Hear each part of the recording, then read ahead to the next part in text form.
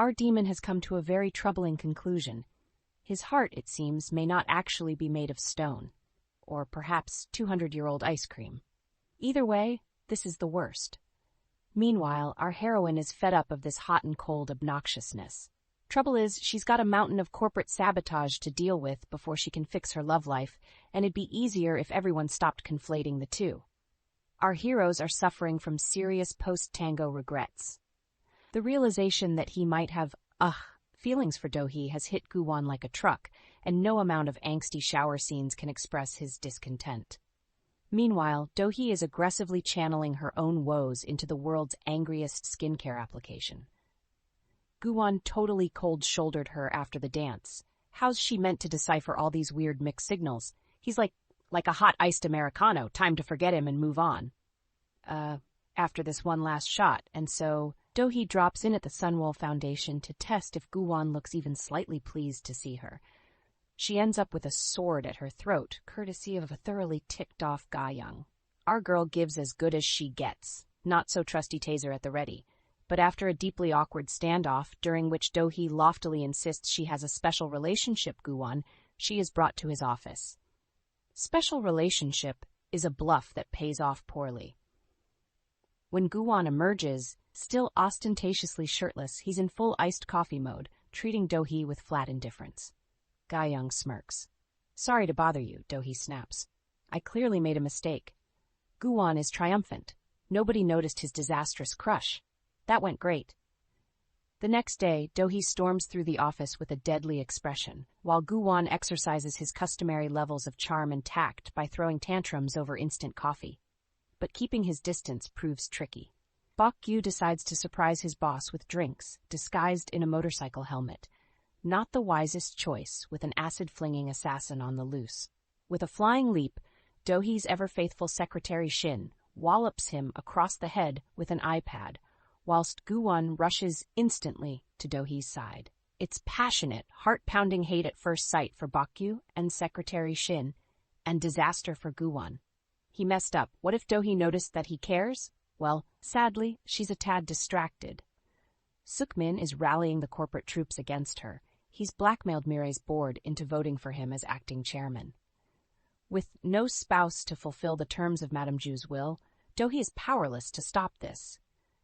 Don't rush into marriage, Suk-min advises, with maximum smarm.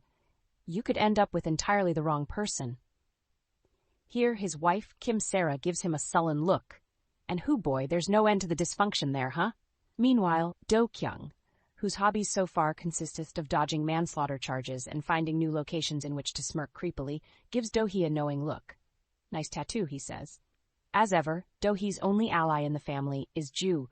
My second lead senses are tingling Sok-hoon. Gu-won, of course, sees him fawn over Do-hee and immediately greets him with a death glare.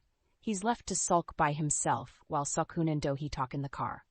However, for once, this has nothing to do with awkward flirtation. Sok-hoon has discovered some numbers in the Mirai records that don't add up. A ship was purchased on paper from a virtually non-existent company, classic sign of fraud. Ultimately, this gets our heroine nowhere. No lawyer will touch a case against Mirai. The only option is to date her way out of this mess. And so, she reschedules with the blind date she accidentally stood up, a man who handily happens to be a prosecutor. Sadly, this particular Prince Charmless proves less than ideal dinner company. His interests consist of tortuously bad pickup lines and rampant social climbing, and woe betide you if you're sitting within splatter range of his wine tasting. Gu-won lasts 5 minutes before losing patience and magicking a lobster into clawing the poor guy's face. Still, Do-hee is determined to martyr herself. As her date emerges bloody-lipped and shellfish traumatized, she casually proposes marriage. Cue a deeply affronted demon. Viciously, Gu-won announces that he won't have to deal with Do-hee if they catch the assassin. And so the mob boss from last episode finds himself facing the terrifying, tango-dancing couple of his nightmares. Tell me, says Gu-won, holding up a sketch of the assassin, if you've seen this man. When the guy refuses to budge, Gu-won grins.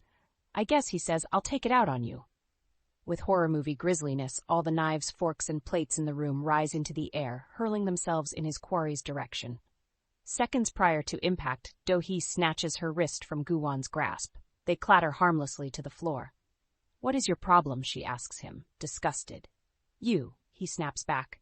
She looks at him, stung. "Then let's stop," she says. "You are no longer my bodyguard.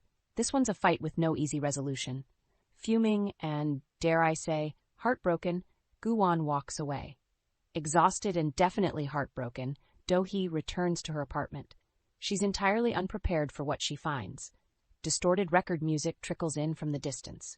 Moments later, a man with a familiar rash on the back of his neck seizes her with a handkerchief soaked in chloroform.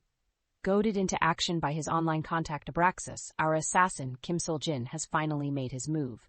When Do-hee wakes, she's hanging from the top of her balcony at a dizzying height, secured by 2 lengths of cloth. Above her, the assassin of many faces brandishes a knife, beside himself with glee. He makes short work of the first restraint. She cries out for mercy, but he's already working on the second. However, just as it begins to snap, a hand seizes her wrist, and she hangs suspended, as Gu-won looks down at her. Turns out, Do-hee pressed the emergency contact button on her phone. Gu-won sped to the scene. Now, as the assassin lunges, he and Do-hee both plunge from the balcony. The cross glows, space collapses. As they reappear in the stairwell, Do-hee dissolves into tears, throwing her arms around Gu-won, who after a moment hugs back. Meanwhile, her second emergency contact So-kun watches morosely. Afterwards, our heroes cycle through the CCTV footage. To their surprise, they realize the assassin has a completely different face to the man who first abducted Do-hee, but the same bloodied neck. Is this why Gu-won couldn't find him? Because he can alter his appearance? Rattled, Do-hee wanders back onto the balcony. It's a pretty morbid move, but she's caught up in the thought that she really truly could have died. It's here that So-kun finds her. "You don't have to fight this alone," he says, extending a hand. "Marry me." Promptly, a voice emerges from behind him. "How about you marry me instead?" Gu-won has thrown his hat and his hand into the ring. There's a long silence. It's a lot of pressure, and Do-hee is kind of super traumatized. To Gu-won's evident shock, she asks if she can have time to consider. Our demon looks at his hand with a perplexed, "Is this thing on?" sort of expression. The next day, Do-hee sits musing in her office when So-kun shows up with a flower pot. It's so awkward that they both end up collapsing into giggles.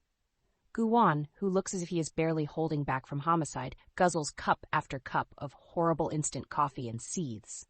At one point, he brandishes a cluster of sugar sachets as if he intends to present them to Do-hee like a bouquet. Mercifully, he does not. But in the quiet of the car, Do-hee finally gives voice to the overwhelming question. Why did Gu-won propose? "Just because," Gu-won answers sullenly, but then he adds, "because I don't want you to die." Next thing we know, Do-hee is announcing triumphantly to Madame Ju's family that she's getting married tomorrow. It's not long before she's posing for one last Mariah F&B YouTube ad in a wedding dress pic, ed out by Secretary Shin, and looking stunning in the process. Still, the Madame Ju in her mind's eye is predictably unimpressed. Do-hee imagines her scoffing. "Couldn't you have picked out something more elegant?" She teases Do-hee until she's half laughing, half crying. "Where in the world," asks Do-hee, "did you go? And why did you leave me alone?"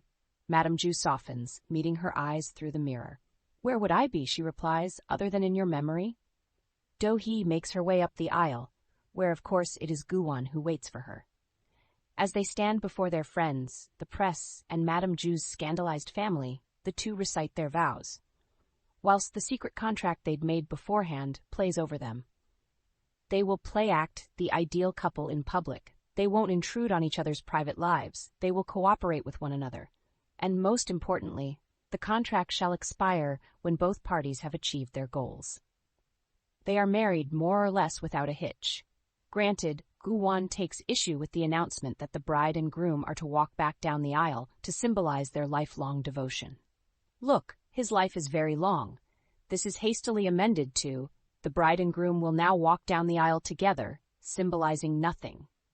Thus, they proceed to walk entirely non-symbolically through the crowd. As the no-siblings glower, So-kun looks stricken, and Secretary Shin and Bok-yu attempt a no-holds-barred competitive cheer-off whilst giving each other the stink eye. Do-hee insists that they will not kiss for the wedding photos. That is, until one reporter asks if it's true that this marriage is purely for the inheritance, at which point she announces that yup, kissing is fine. Gu-won balks, but in a pleasantly lethal undertone, she reminds him of the contract. By way of response, he sweeps her into his arms, leans in close, and presses his finger between their lips, angling them away from the crowd, so that by a very technical margin, no kissing took place. Nor does anything else along those lines, though they are now sharing Do-hee's hilariously messy apartment. Gu-won proves to be an exemplary fake spouse. With a snap of his fingers, he banishes every bit of dust and clutter. The two proceed to take separate showers, then awkwardly stutter at each other from across the hall, only to retreat to their separate bedrooms, very, very separately. Alone, each turns to face the opposite, empty pillow. "Good night, Jung Gu-won," says Do-hee. Good night, Do-hee," replies Gu-won. Adorable. In the morning, Do-hee is all business. She's determined to investigate her latest murder suspect, Do-kyung. Helpfully, Gu-won teleports them into a bathroom stall of a wrestling gym, where outside, the world's creepiest corporate heir washes his face and grumbles about the guy he'd almost suffocated whilst sparring. Certainly, he's not murder-averse. Our intrepid heroes follow him out, ducking clumsily behind corners. Okay, so they suck at this. Do-hee gets points for enthusiasm, if not skill. Gu-won gets negative points for dragging them to buy coffee mid-stakeout. They tail Do-kyung to the underground, where he approaches a series of lockers, the same ones our assassin had used to deposit a mysterious paper bag. When he opens it, though, it's empty. Gu-won and Do-hee peer at him, perplexed, from a nearby photo booth. Unfortunately, they're hampered by the fact that they are still absolutely dreadful spies. Do-kyung immediately grows suspicious. He creeps towards the booth as our heroes tremble. In a flash, Gu-won remembers signing the contract promising to cooperate with Do-hee's aims. Well, it's clear what that means. Decisively, he takes Do-hee's face in his hands and pulls her into a kiss. This time, very much for real. Well, this was an utter delight. I cannot get enough of watching these two incredibly attractive dumbasses bicker, self-sabotage, and yearn. This drama is merrily assured of its own cleverness, at the same time as unabashedly wallowing in some of the Althai's best and best-loved tropes in the book. Like Gu-won's fancy hand-poured coffee, it's the perfect blend. I'll never be bored of watching our heroes sulk and act out. Do-hee stone-facedly sitting through that awful date rather than admit she regrets it. Gu-won treating Do-hee's employees like vaguely irritating scenery. The pettiness gives me life. At the same time, we get to see them be heartbreakingly vulnerable, almost always while the other isn't watching. I love how the only place they'll really talk honestly is when they're guiltily stealing glances at each other in the car. Meanwhile, the mystery that is Ga-young deepens. I'm convinced there's some past life rivalry shenanigans going on with her and Do-hee. That sword versus gun confrontation was way too dramatic not to be meaningful.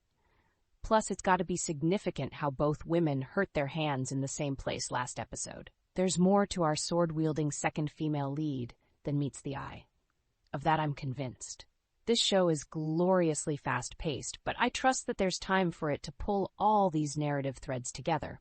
I also love that our leads are already well aware of their own romantic feelings, at the same time as having miles of character development to go before they can even slightly deduce what's going on in the other's head. Bring on more car ride conversations. These beautiful dorks are going to need it.